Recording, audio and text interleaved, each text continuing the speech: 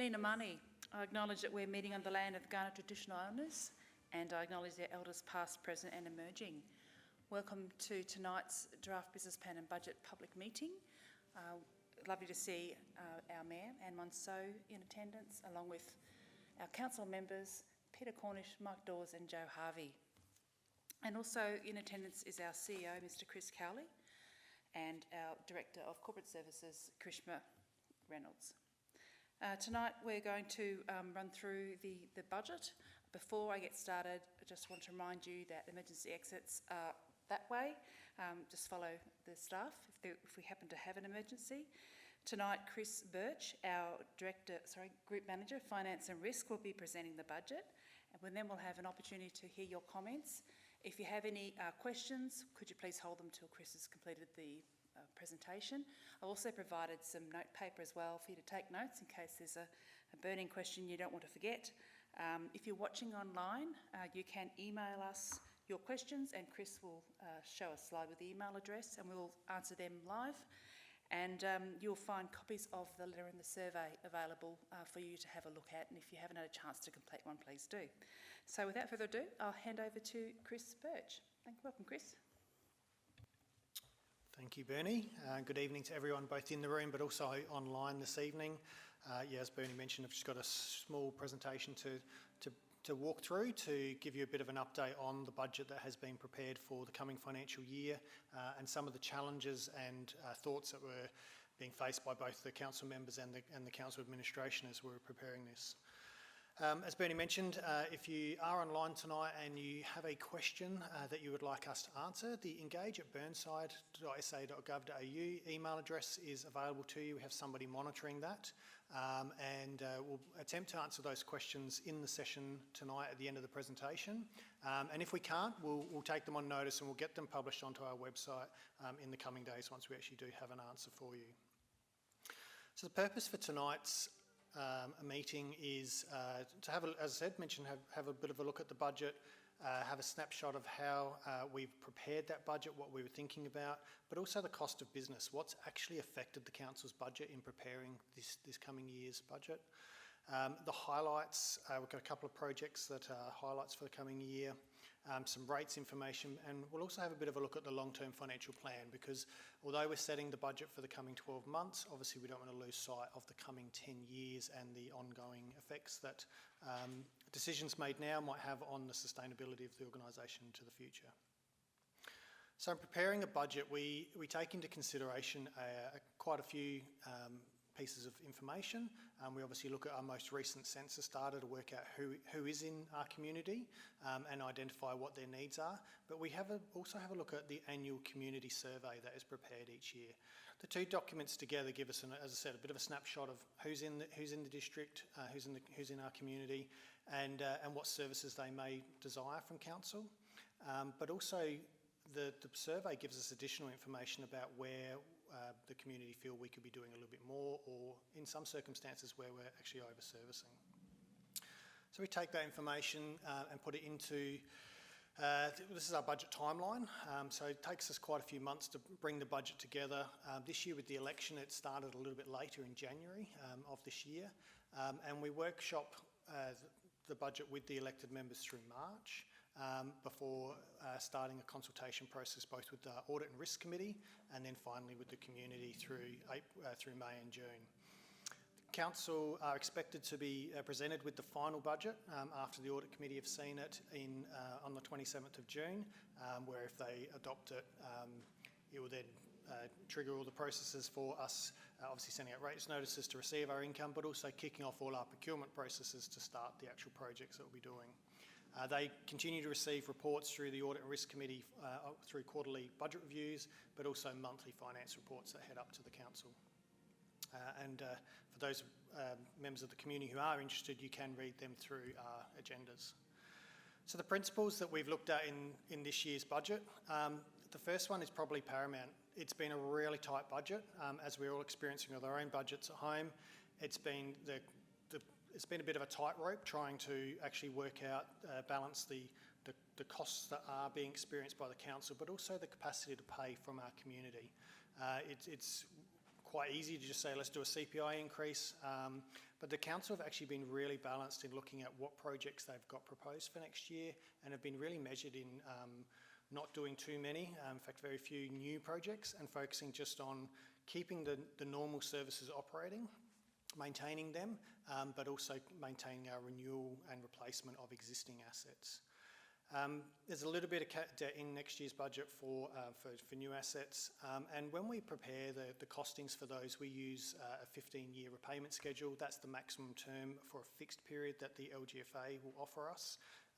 That usually gives us competitive rates, although in the current market we'd probably be looking at something more of a variable. So the key challenges, as I highlighted, are really cost indexes. Availability of contractors, availability of materials is a huge challenge for council at the moment in our construction works. And so that's seen, if you follow the local government price index, we're seeing double-digit indexation in our cost indexes for capital expenditure. I think the latest number was 12.5% as at the end of March. Whereas recurrence not too bad, it's sort of sitting around the 4 to 5 mark, which is similar to what we're seeing with our household expenditure. Council doesn't really have a lot of income sources. Our main income source is rates, and obviously we're about 85–90% residential, so there's not a large area for us to diversify income from. We do get about 9% from grants, which is usually tied, whether it be to road renewal through our Roads to Recovery scheme, Roads to Recovery scheme that comes from the Commonwealth Government, or library book replacement. So there's not really a lot of flexibility in those ones. Where we get new grants, there's usually matched funding that is required to go with it.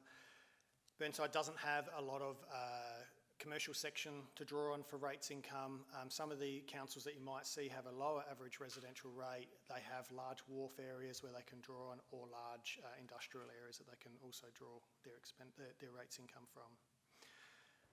Conversely, on the expenditure side, where there's not a lot of difference between this year and next year, and our percentages, as a percentage of our budget, it's actually quite similar to the SA Productivity Commission review that was undertaken about 2 years ago now, with our employee costs sitting at 35, which is exactly their recommendation.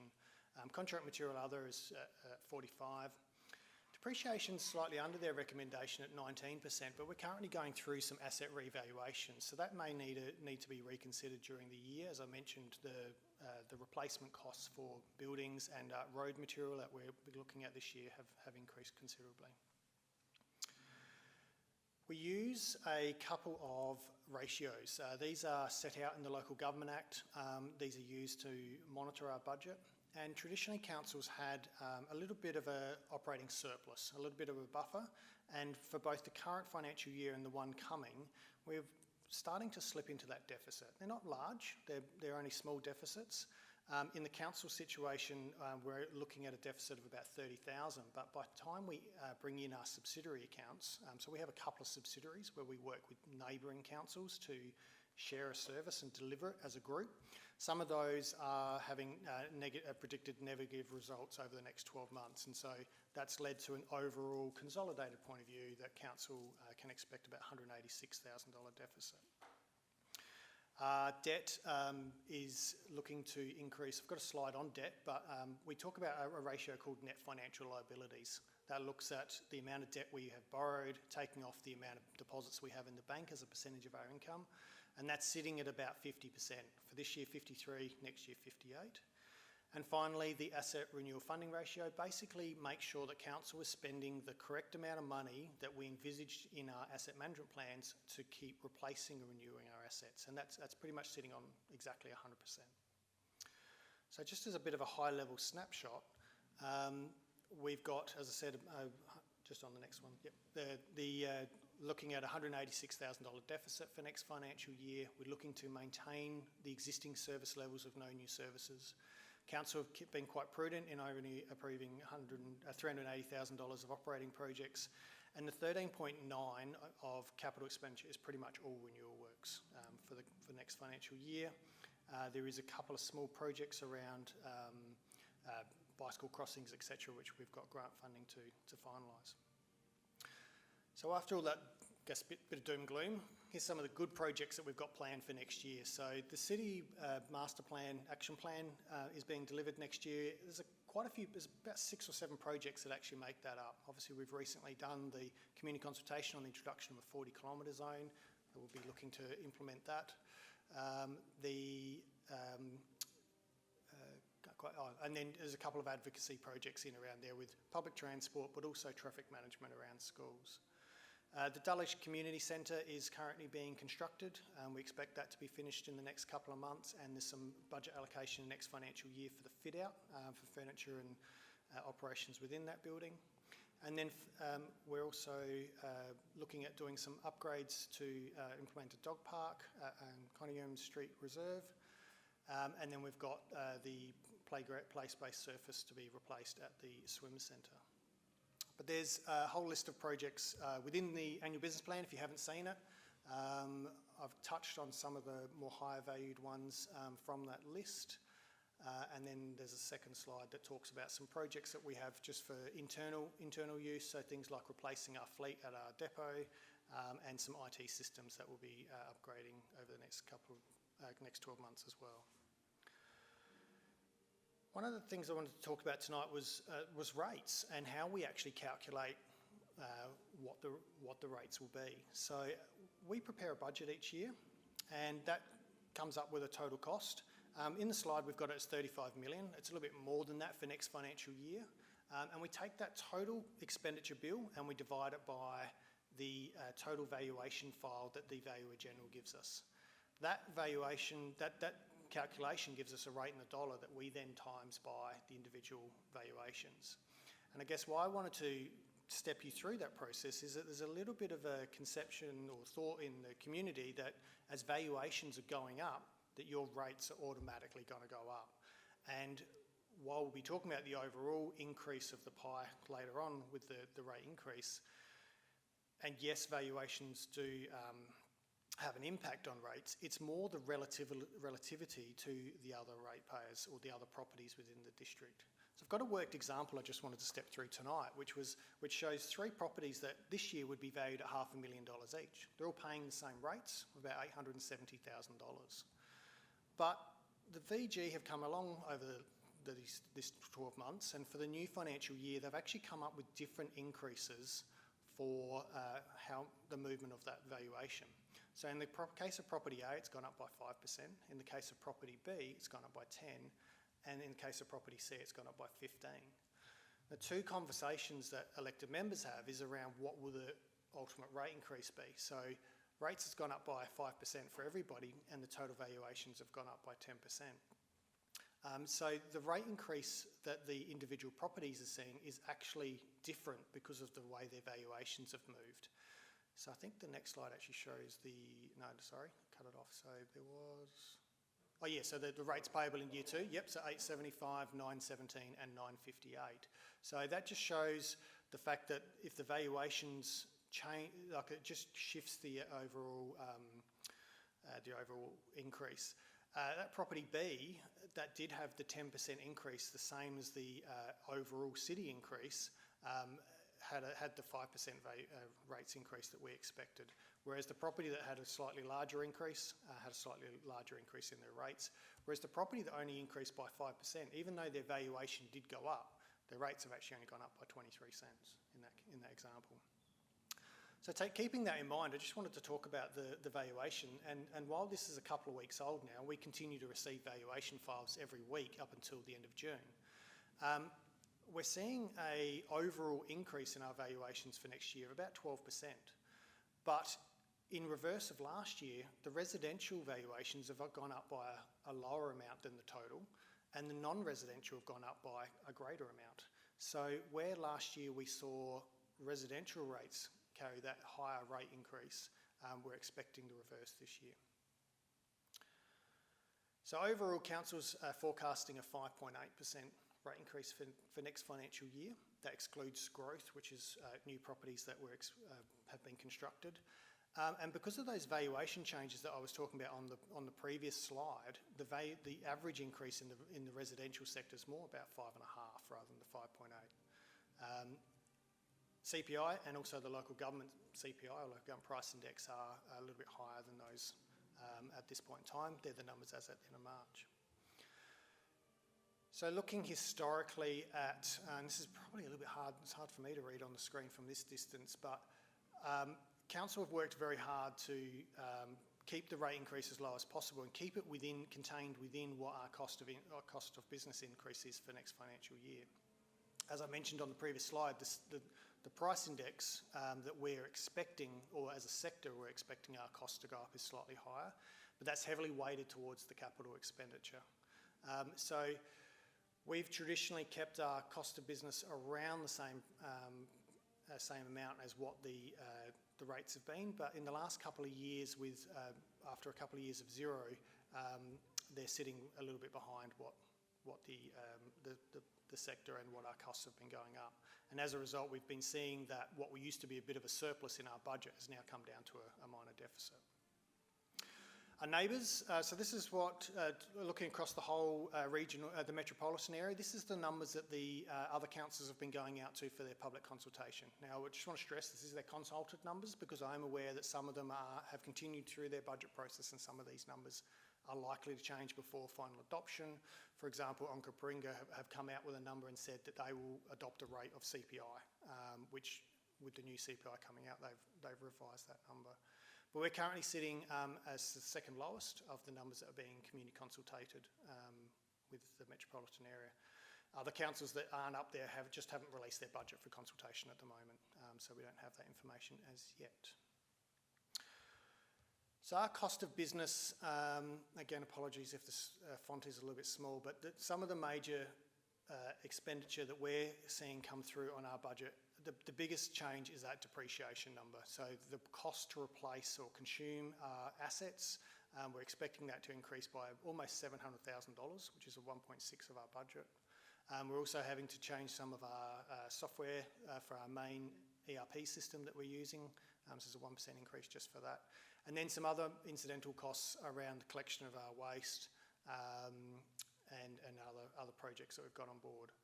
The thing that's different this year in the way that we've designed the budget, because the cost indexes aren't uniform, we haven't just taken this year's budget and we've indexed it. What we've done is we've actually gone and met with every single one of our budget managers, and we've done what's generally referred to as a zero-based budget process. So we've spent quite a bit of time sitting down with all of them, going through line by line by line, actually finding out what they need to deliver the same level of service for next financial year. We estimate that that's pulled out about a 2.4% increase that would have otherwise been built into our budget, which is a considerable amount of money, and that's how we've got to the 5.8 at this point in time. But there are some decisions that aren't quite finalised. Council are obviously still working through the budget. We don't have the final figure on what those asset valuations are going to be. We've just made an estimate at this point in time. And also there's some timing. We've got some projects that were even in this financial year's budget that we haven't been able to complete yet because of material shortages and, just as I said, availability of contractors.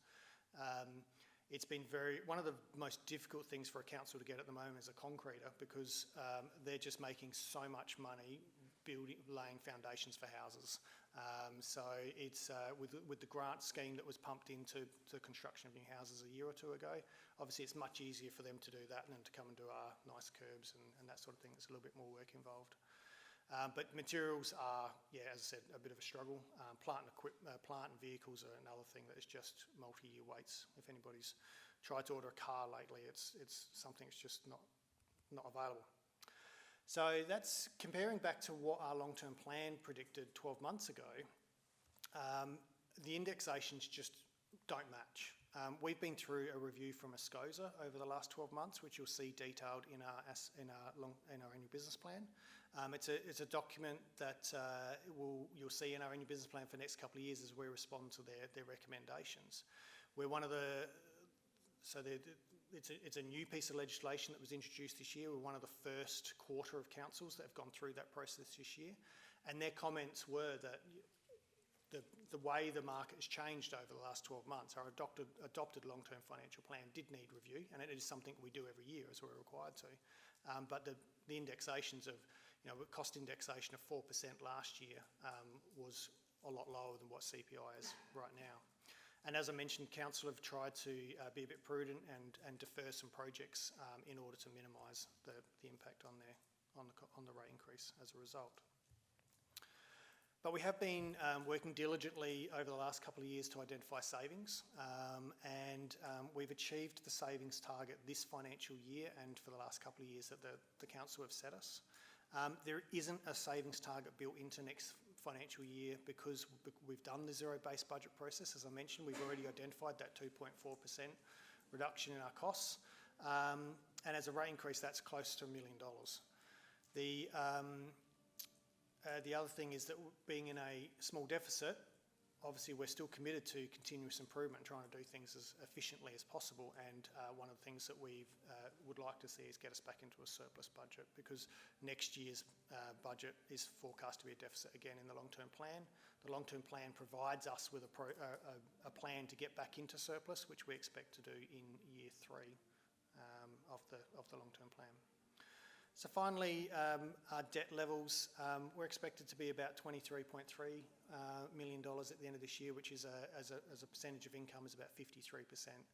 We're looking to borrow about $3 million to complete the capital works that we've got forecast for next year, which will take us up to 58.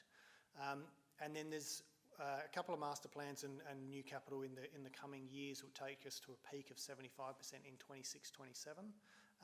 But following that peak, we see it start to come back quite considerably to 45% by the end of the long-term plan, so in 10 years. So that concludes my presentation that I had for you tonight. Obviously, we're going through, this is one event that's happening as part of the consultation. There's been a survey that's been posted out to every household within the district that we'd love to see back. Those need to be back by next Friday. We have a survey also on our website. And that survey will then be presented to our council on the 8th of June for them to have a bit of a look at. There is obviously the consultation actually closes the following day on the 9th. We're going to give them some preliminary results on the 8th before they get the final report on the 27th. But we feel that we've just left it open. Obviously, Australia Post takes a little bit of time to get postage back to us these days. And as I mentioned, that council hopefully will be adopting a final budget on the 27th. So that's the end of my presentation. Happy to take questions. Thank you. I'll come around with the microphone for the people at home so they can also hear the questions you're asking. I'll add to what Chris just said with his wrap-up that the presentation will also be posted onto engage.burnside.com.au so that you can also have another look at that presentation if you want to look closely in the slides. So you had a question here?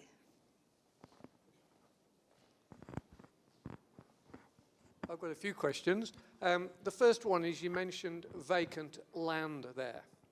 What about houses that are vacant?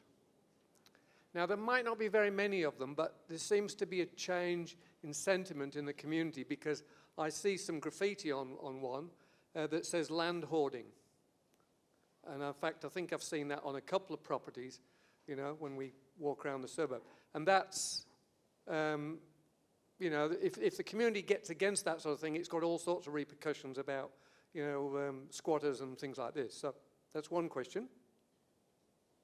I'll take that one.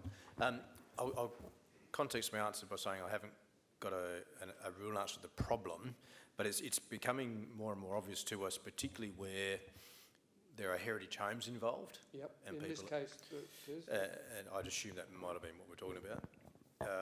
And people are deliberately letting it go to a state of rack and ruin and then trying to overcome that hurdle of is it economic to restore it, say knock down.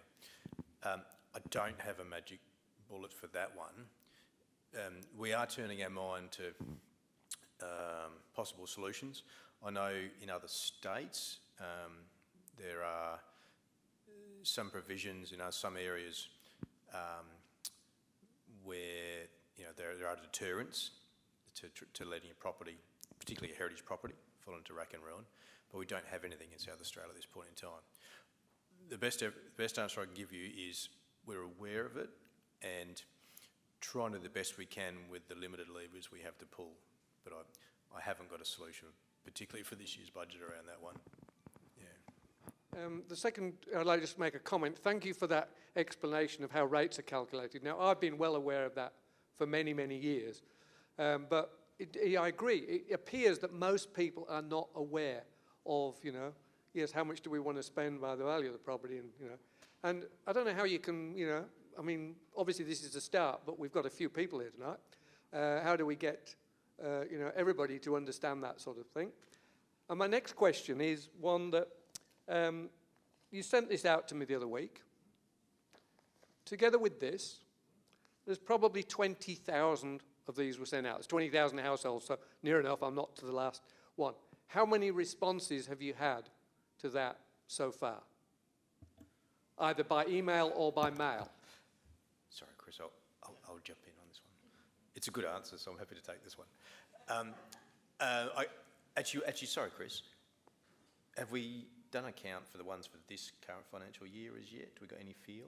Yeah, so it's about 300. Oh, 300 today? Excellent. So, By mail? So, but if I could put some more context on that, if we go back, was it last year or the year before, Bernie, we had over 1,000 come back.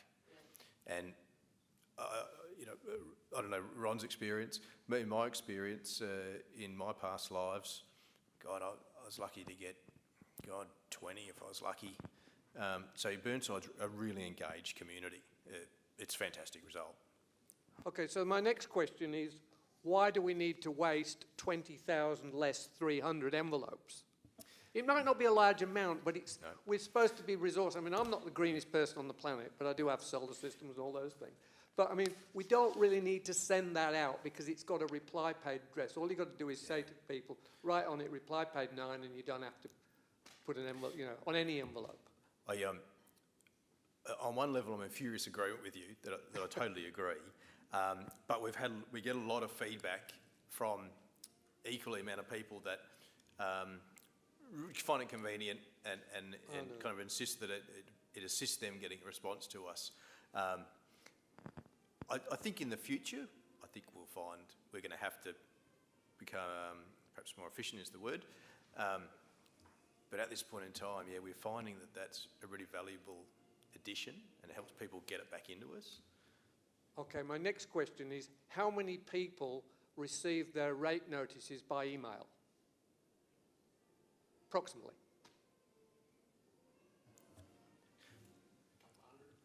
Sorry? Is that all? 200 out of 20,000? Yeah. So it's How many? 1,700. Yeah, it's actually a fairly new focus area for us, and I think the team, in fairness to the team, we're constantly encouraging people to take that approach. Well, I mean, I know these maybe in the overall budget are fairly small amounts, but I mean, why couldn't you send this document to me? Yep. Who's, by email, because I get my rates notice by email. Again, we're in furious agreement. We've just got to work out the mechanisms. Yeah, I know. I used to work in IT for Salisbury, so I'm aware of the problem. So that is absolutely the nirvana we're aiming for. If we could communicate by an email to just assume the nirvana is 100% of our residents, it would be amazing and it would enhance that backwards and forwards communication. The aim is to get there. Yep. I'd love to make a couple of comments as the Mayor. Yeah.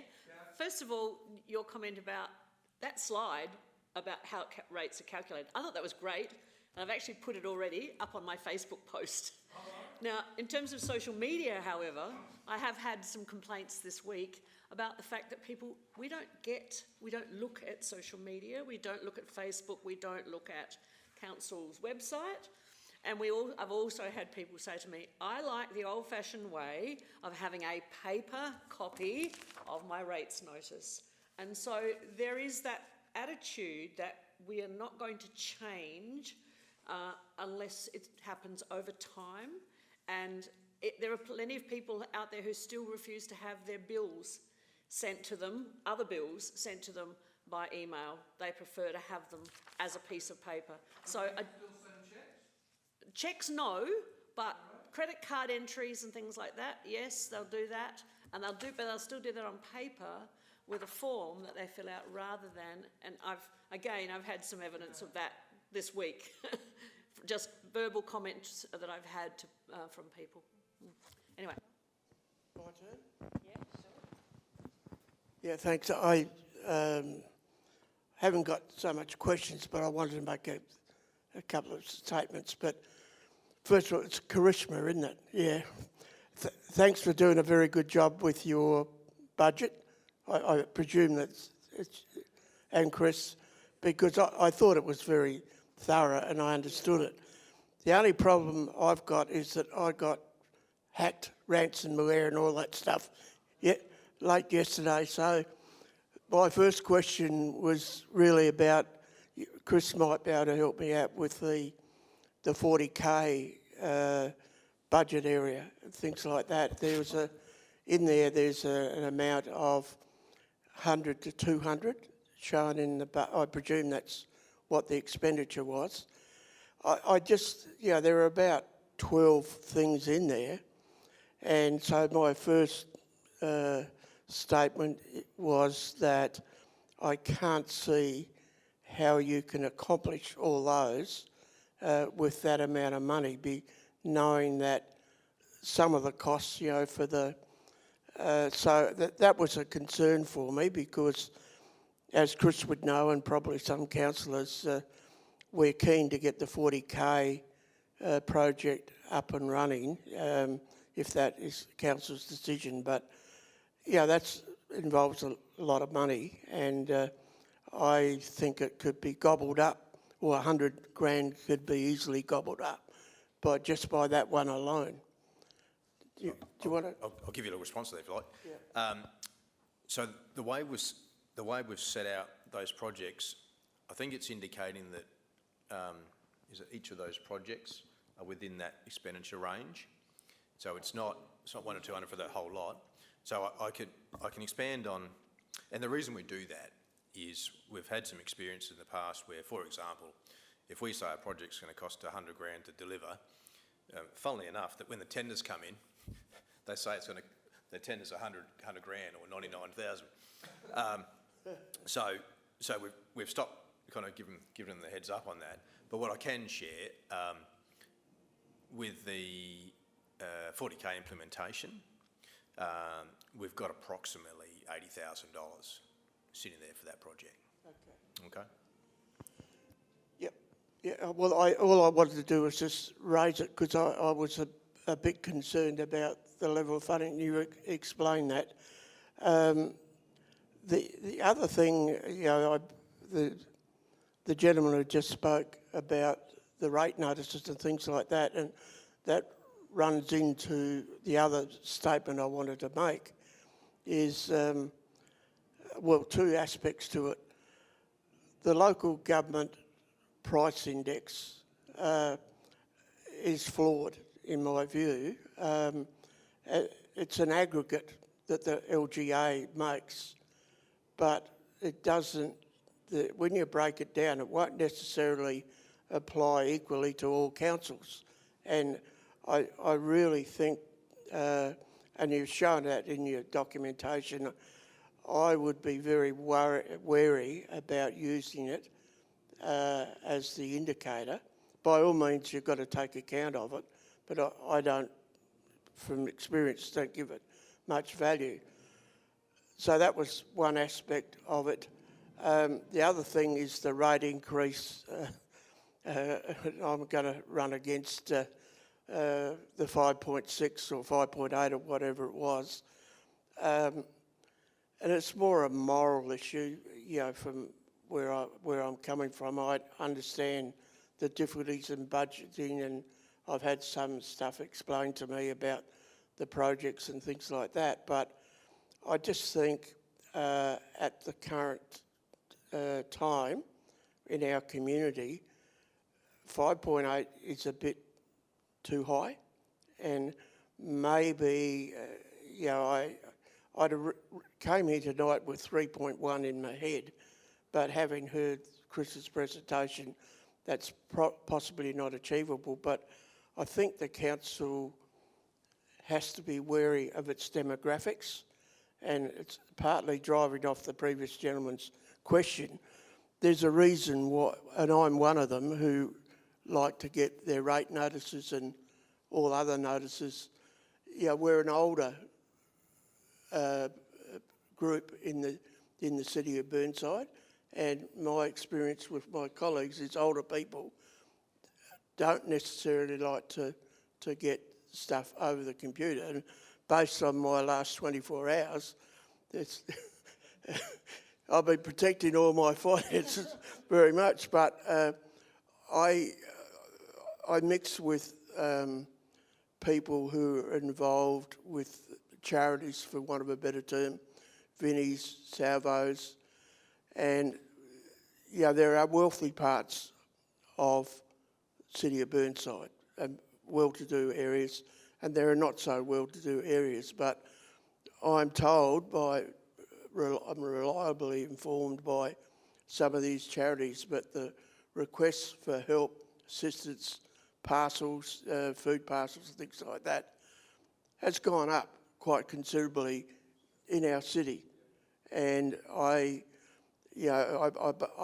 coming from a moral position, not to say from a financial one, but I would ask the council to be perhaps sensitive to that, maybe relook at your budget and, just a slight drop, bring it back to 4. As I said, I had 3.1 stuck in my mind, but I think that would be worthwhile. And to come back but to original statement, Karishma and Chris do a wonderful job because it was easy to follow through and it was well presented. So that's very much appreciated. Thank you. Can I respond to that on behalf of the councillors? We had a lengthy debate about how much we would feel comfortable with. Now, nobody feels comfortable with rises or increases anywhere right now because the economy is suffering, and people who are on fixed incomes, the lack of increase in salaries, wages, the massive cost of food. Every time I go to the supermarket, I'm alarmed. So that was definitely discussed and debated by our council, and the ranges between 4.5% right up to 8 and 9% were discussed, and we ended up very strongly in our council decision that we wanted to be around the 5.8%.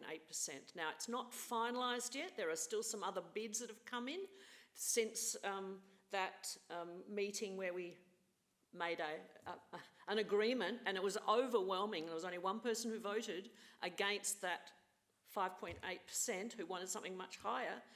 And I've also been told by a number of other councils, it would be really good to have up on the screen now those comparisons with the other councils, just while I'm talking, because I've certainly been talked to a lot of the mayors, and they think we're stupid. They think we're mad to be going so low. And I think we've been very frugal, and I think we've been very responsible as a council, and as a new council, not about to head into an election, but actually responding immediately to the concerns that we know that already exist within our community. And I have a lot to do with our Lions and Rotary clubs and other clubs within the community that are supporting all those who are in difficulty. And we have issues of homelessness in this city, as does every city and regional areas as well. So we are aware, and I think, to be fair to our council, I think they've been really, really responsible in keeping the rates as low as they possibly can do. Facts are facts, if the costs have gone up, you've got to get them somewhere. Exactly.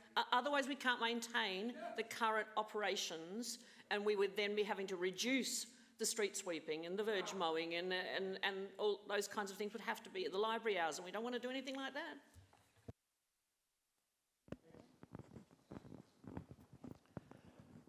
that. Thank you, Your Worship, and others. I've been connected with the council for a long time, and I was a member for 13 and a half years. And one thing I did learn was that you can't operate a show like this unless you have an income that covers most of your exercises. What I'm a bit concerned about is when I see that there's still loans existing, and that means that there's got to be interest paid on them, and you're getting nothing for your interest when you do that sort of stuff. And that's what I'd like to see, a total elimination of loans as a source of income or money availability, because you can't just keep on bleeding the people because you don't see anything for your interest. Now, the other thing is that I've been... Thank you. Now, the other thing is that for yonks, I've been looking at this photo behind me. And what I can see is that the face of the building is considerably cleaner than what the one we look at it today. The current building needs a good steam clean on the exterior surface around the whole perimeter. I know it's going to cost money, but some stage or other, if we're going to maintain the image of Burnside, I think that's something that needs attention. Some people mightn't agree with me, but I do. I've been coming around this corner over here since a tram used to go around the corner. It means I've been around for a long time. But the other side of the story is that I've been around to a few places around the world, and people invariably, if you start to sit down and have a drink or so, they usually come up to the discussion of how the local authority gains cash. And all I think is that we should get rid of the loan that we've got sitting there, and then that releases a lot of money that's been wasted annually for loans. And it's just that I'd like to see the old girl looking better. I can actually hopefully give you some solace around the thought about the comment about the loans. The incoming council, I think, have shared pretty openly with me their want to perhaps drive down our borrowing levels. So in this coming year, I'm looking to put a proposal to council about a debt reduction focus, so that the council can actually formulate a path to reduce the debt if they so wish. And I think my read of it is that's the way they want to go. So that's what we're going to actually try and put in place this coming year. And with the building, yeah, I'll have a chat to the team and see what's planned, because this is a beautiful building and we should be keeping it looking pristine.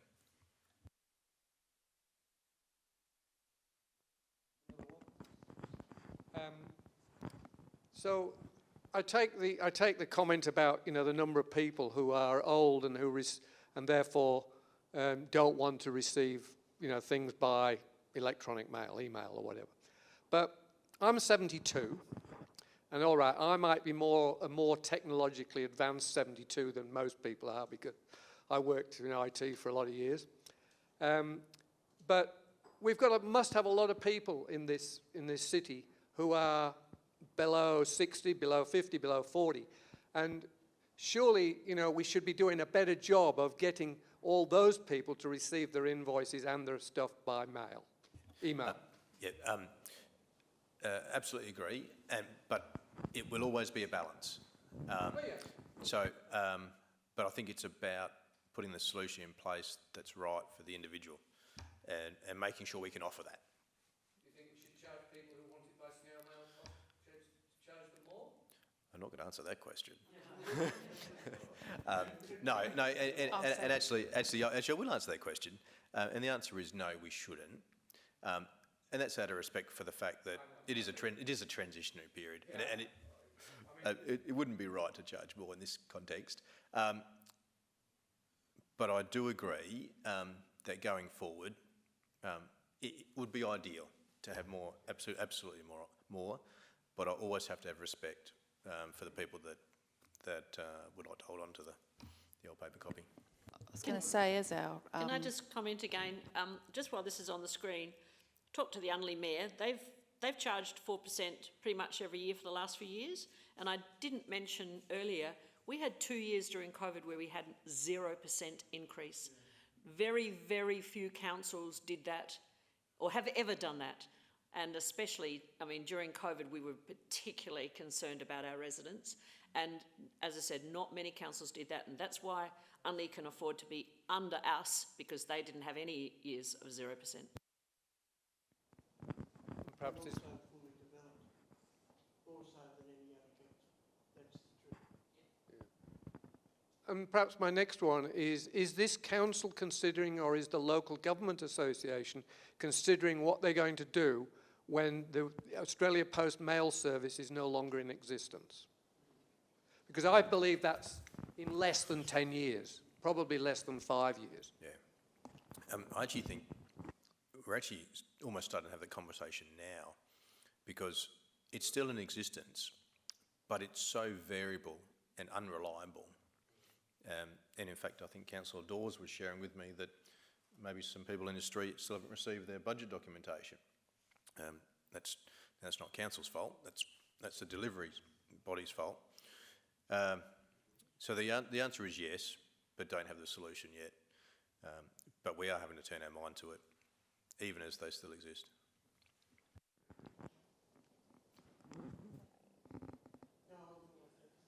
Thank you. I think that we could say that if you take away the postie, it's another person without a job. It's like going to the supermarket and going down the fully automatic tube instead of going and being served by a checkout chick who you can have a little conversation for the day with. Make it quick because she's not blessed with spare time. But I think that it makes us impersonal, and I'm a great person. Now, the other thing I think is that playing around with the 40 kilometre per hour speed limit is something that I'm not really in favour of, because the people that are being injured and killed are actually the people that are out here on the main road. The back streets are virtually untouched by human hands when it comes to incidents involving injuries.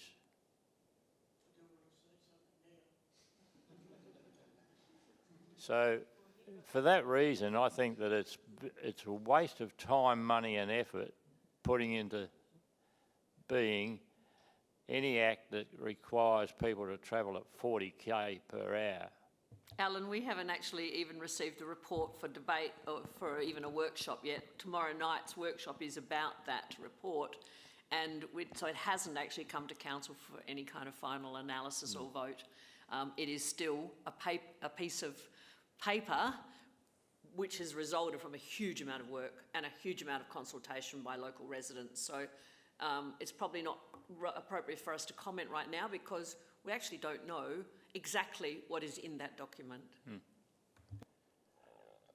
Yeah, well, I still feel that 40 Ks is a waste of time, money and effort, and it's not going to save any or many people. Where you do need some traffic control, though, is you've got to do something about getting rid of all the bloody semi-trailers and B-doubles that are going up and down Portrush Road day after day after day after day. When I first came to council, the score was about 850 semi-trailers per day.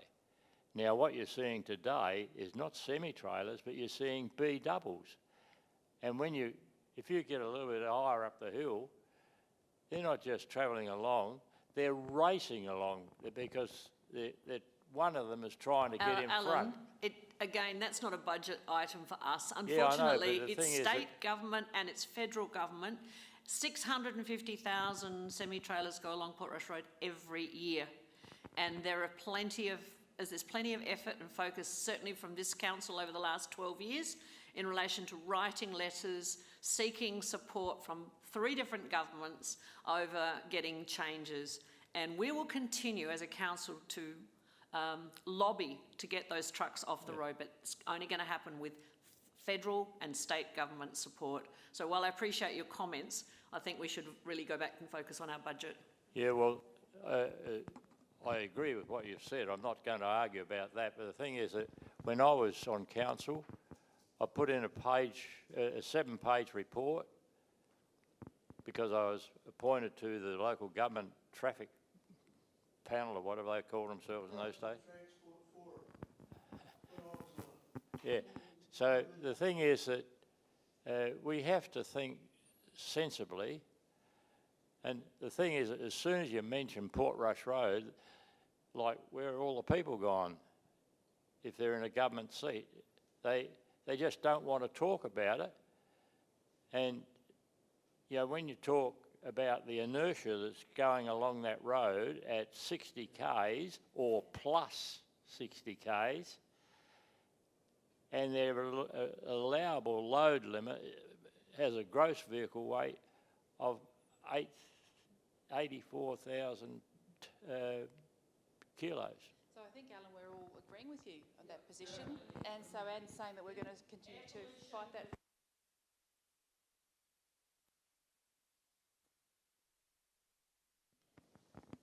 With a tunnel in.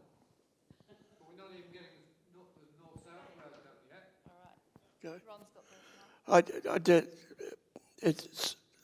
I'll take the Mayor's comment, but Alan, I've got to tell you that there were numerous fatal accidents in Unley before it was introduced, and that included the back streets as well as the collector roads, as we know them as. And until the time I left, there were no fatal accidents after it was introduced in Unley. And, you know, what, in terms of a budgetary sense, what's the cost of a life? You know, because the people who were fatally killed were from schools. And whilst not strictly a dollar and cent thing, you've got to put a value on human life. Thank you. I can just give a little bit of insight about the 40k consultation we've just done. I won't quote specific numbers in fairness because we're about to share it with our elected members.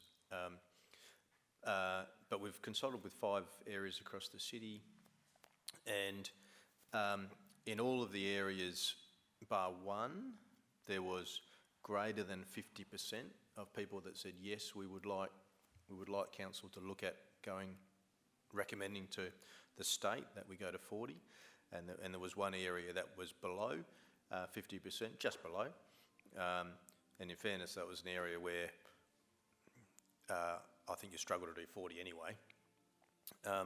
So it's an interesting shift from if we go back at least 3 or 4 years when we consulted the community, and we probably only had a third of people that were in favour of a 40k. So I could be leading the jury a bit, but I think over time there's been a shift of people understanding that a 40k precinct could have some benefits for the city. But as our mayor's pointed out, the council is about to get a workshop on it, and they'll get all the data, and then they'll have a bit of think about how they want to proceed. Any other budget questions? No, there's no questions online. Any other budget questions?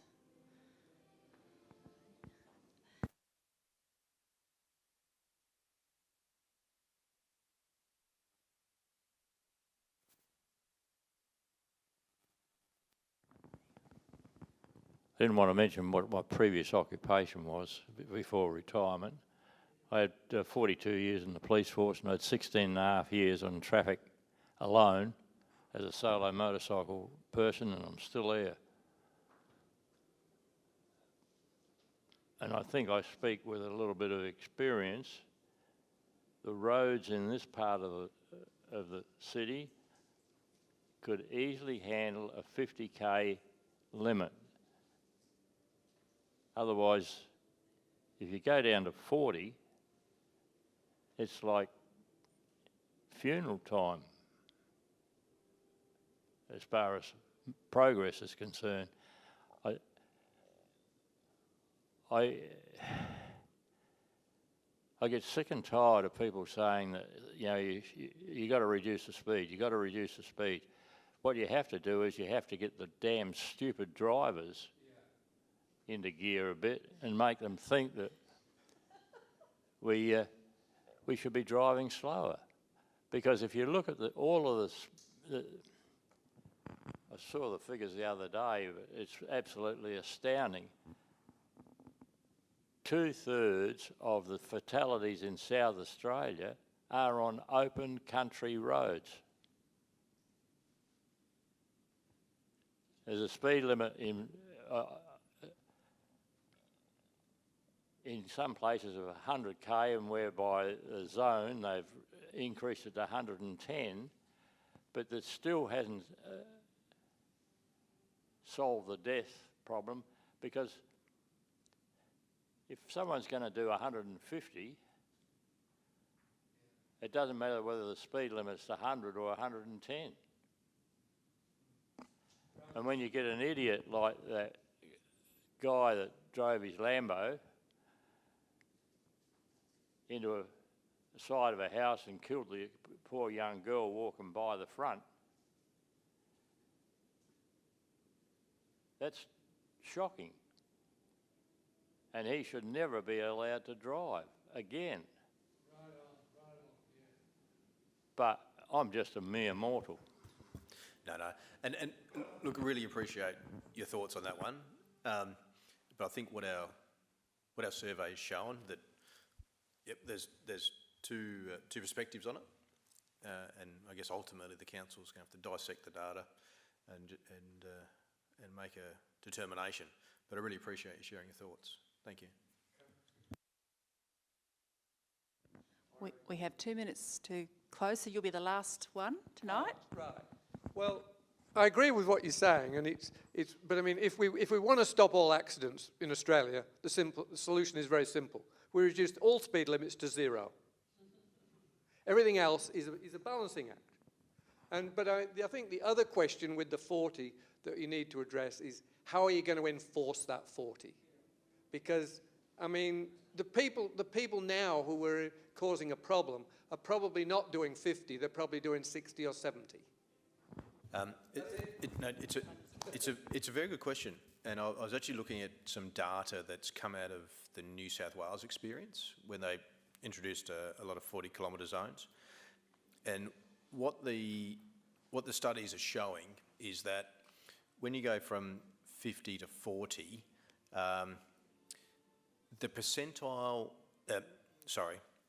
a lot of cars won't end up dropping 10 kilometres an hour. But it shows that, and I'll get the figures slightly wrong, so please excuse me. But yeah, so it's close to 4 point something, close to 5Ks drop on average across that spectrum of people's speeds. So it will have a broad impact, but you will never totally address the people that disregard speed limit signs. But the studies have shown, in broad terms, it does have a positive impact on speed. Thank you, everyone, for your great questions. Thank you, Chris, for your great insights as well.